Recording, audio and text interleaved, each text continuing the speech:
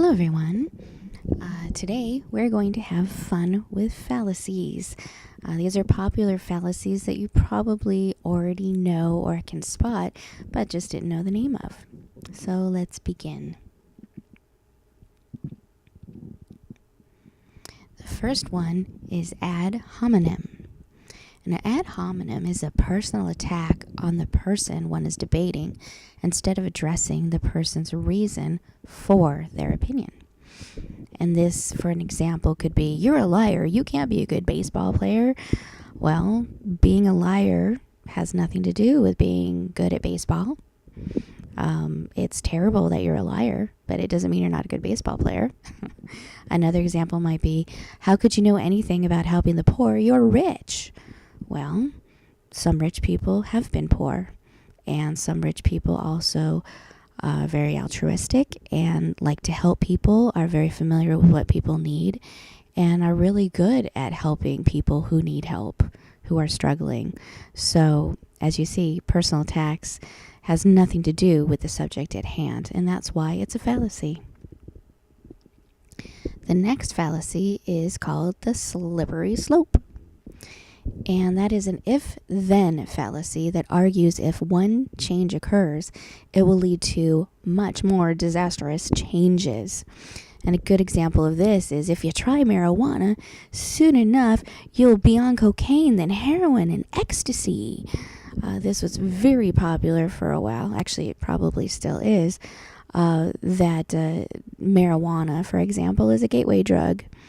They forget to say that most people that smoke marijuana don't do any other harsh drugs. I think it's something like 86%.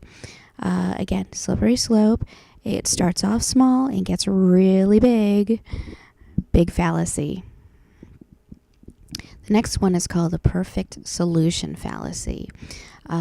This is a fallacy that if proposed idea doesn't solve the entire problem perfectly, it must be abandoned completely. And a good example of this is, "I'm not even going to apply for that scholarship. It only covers half of my tuition," without thinking of the fact that half your tuition is going to be covered. Hey, that's a pretty good thing. But not all solutions can be perfect solutions. Just because they're not perfect doesn't mean that they shouldn't be considered. The next fallacy is called ad populum. And this is to claim that a popular opinion should be accepted as a right opinion, whether it is true or not. A good example of this is 50 Shades of Grey must be a great book. Everyone's reading it. Now, of course, everybody has an opinion on that, but I know a lot of people who've read it just for the fact that so many people have read it. That doesn't mean it's a great book, doesn't mean it was written well, doesn't mean it wasn't written well, but just because it's popular doesn't mean that it's good or that it's right. The next fallacy is called glittering generality. And this means using appealing words to praise a subject so that a subject will be accepted without close examination. This is used a lot in politics and advertising, in everything. An example of this is, "Coca-Cola is America's favorite drink." Well, where's research that proves that? Most people would think, well, yeah, Coca-Cola is good. I like that.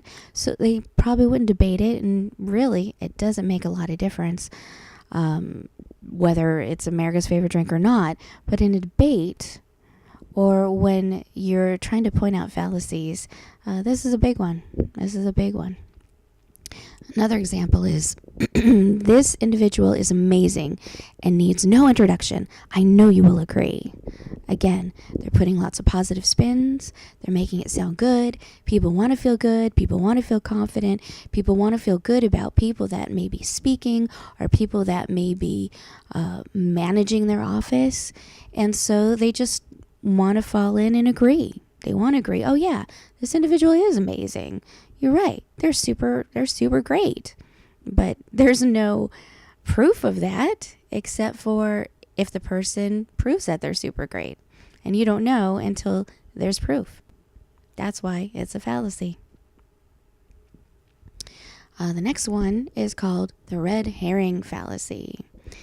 And this is when an irrelevant topic is introduced to divert attention from the original issue. An example of this is, we need more money to support the programs we have. Children are our future. Well, okay, children are our future, but what does that have to do with needing more money for a program? Sure, it might benefit the children. That might be a fact. But we need more facts. We need to know how much these programs need, why they need them, what they're going to go towards. There's a lot more involved in this. That's why it's a fallacy. Another one would be, we can't hire another general manager. Why, just last week we ran out of coffee and the whole office was thirsty. Okay, the office running out of coffee and everyone went thirsty has nothing to do with hiring a general manager. That's why that is fallacy. Although it does distract you. It does take your mind away from what the actual issue is, which is why red herrings are used so widely. So now you know a little bit about some popular fallacies. I hope you enjoyed this video, and I look forward to talking to you again.